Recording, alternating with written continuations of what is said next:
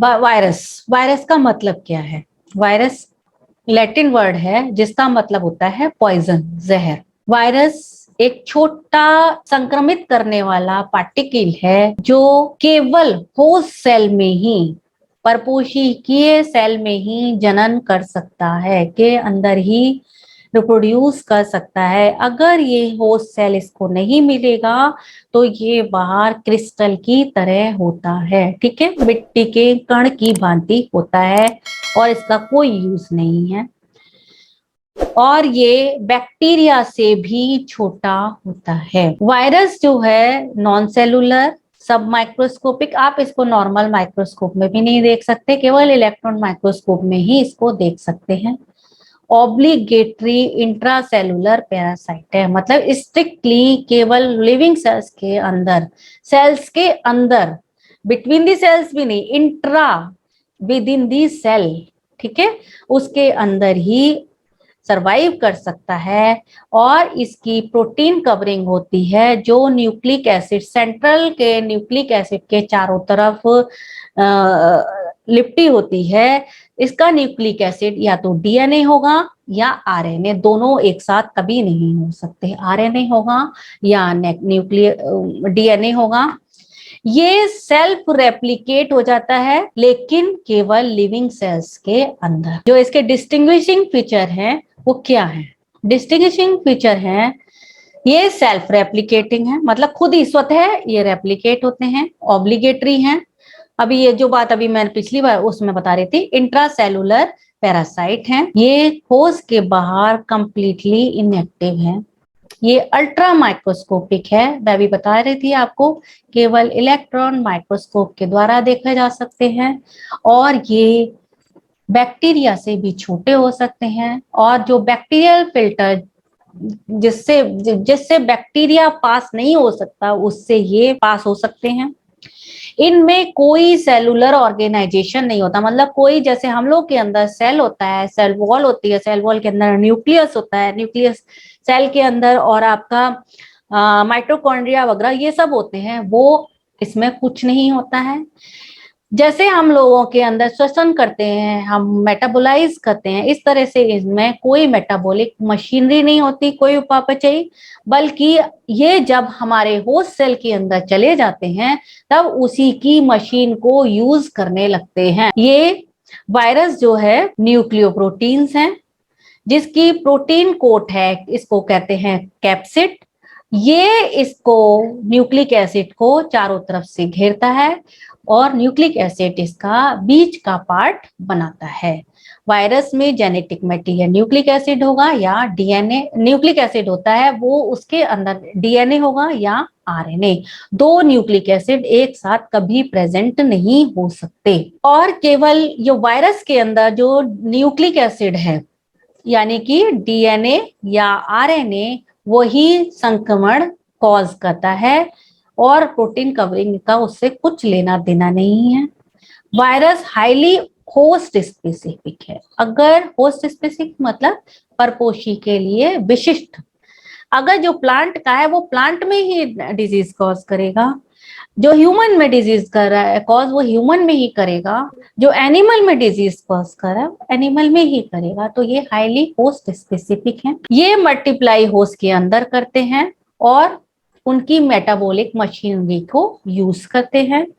ये ट्रांसमिट करते हैं डिजीज संक्रमित पार्ट से हेल्दी पार्ट में किसी एजेंसी के द्वारा, चाहे वो ह्यूमन बींग के द्वारा हो, चाहे इंसेक्ट के द्वारा हो, चाहे सीड के द्वारा हो। इस तरह से कोई भी एजेंसी चाहिए जिससे कि वायरस एक डिजीज से हेल्दी में ट्रांसमिट हो। ये स्मॉल होते हैं, बहुत छोटे होते हैं और बहुत छोटी डोज, एक छोटा सा कण भी इसमें होस्ट में सक्सेसफुली इन्फेक्शन कॉज कर सकता है। ये सारे बायोलॉजिकल ग्रुप्स में, चाहे वो ह्यूमन हो, एनिमल्स हो, प्लांट्स हो, इन सब में डिजीज कॉज करता है। ये एंटी माइक्रोबियल एंटीबायोटिक्स के लिए रेजिस्टेंट है, प्रतिरोधी हैं, ठीक है। एक्सट्रीम फिजिकल कंडीशंस, जो अनफेवरेबल कंडीशंस बहुत ज्यादा आ जाए उनके लिए भी ये प्रतिरोधी हैं।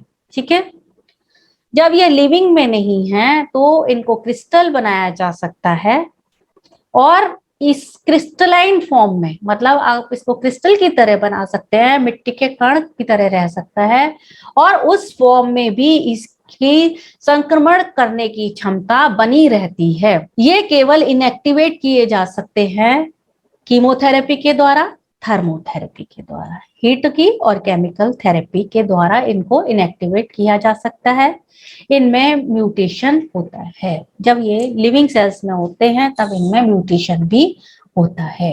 अब ये कहा जाता है कि इसका एक्चुअली प्रकृति क्या है, बायोलॉजिकल स्टेटस क्या है। कुछ इसको लिविंग मानते हैं, कुछ इसको नॉन लिविंग मानते हैं। हम ये कहते हैं ना वायरस मीजोबायोटिक है, जो कि जीवित और अजीवित के बीच की कड़ी है, बीच का है। अब इसमें हम जीवित कहते हैं तो क्यों कहते हैं, जीवित के करेक्टर क्या क्या होता है, ग्रो करते हैं, बढ़ते हैं, जनन करते हैं, ये भी करता है लेकिन केवल स्पेसिफिक होस्ट के अंदर। इनमें म्यूटेशन होता है जो जीवित की ही का करेक्टर है।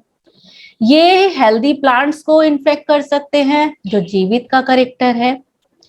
इसमें सबसे जो इम्पोर्टेंट चीज है जेनेटिक मटेरियल होता है, जो डीएनए होता है या आरएनए होता है, जो कि रेप्लिकेट करता है, जो किसका, जीवित का करेक्टर है।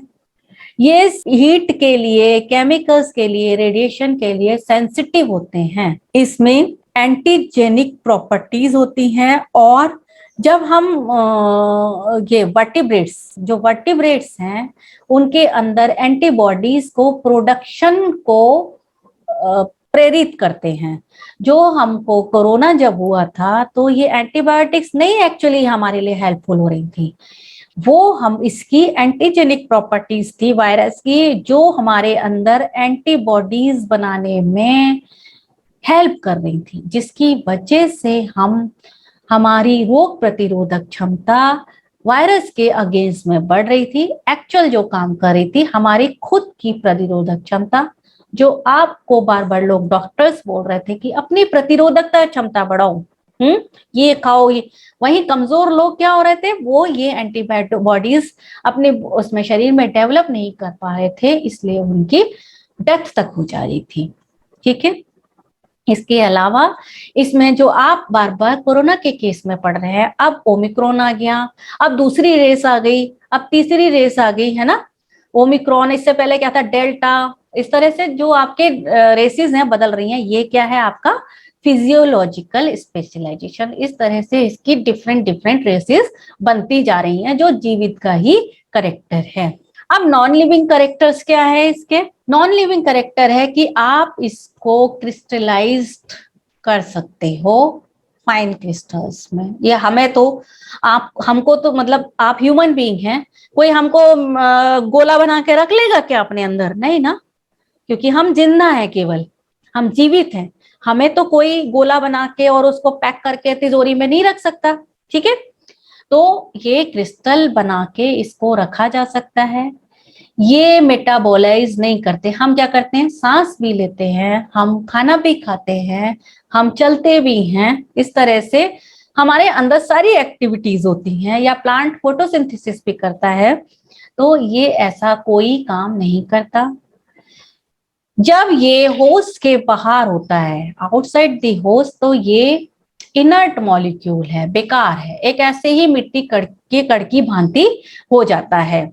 इसमें ना सेल मेम्ब्रेन होती है, ना सेल वॉल होती है, और ना कोई सेल के ऑर्गेनेल होते हैं, जैसे कि आपका क्या है, न्यूक्लियस, माइटोकॉन्ड्रिया, रिबोसोम्स एटसेट्रा। इनको प्रोटीन की तरह सेडिमेंट किया जा सकता है, इकट्ठा किया जा सकता है। इनके अंदर अपनी कोई एनर्जी प्रोड्यूसिंग सिस्टम नहीं होता, जैसे हमारे अंदर हम खुद से अपनी एनर्जी बनाते हैं ना, खाना खाते हैं फिर हम एनर्जी हमारे अंदर आ जाती है। हमारा शरीर इस तरह से मेटाबॉलिक एक्टिविटीज करता है कि हम अपनी एनर्जी प्रोड्यूस करते हैं, है ना। ये ऐसा इसके साथ कुछ नहीं होता है।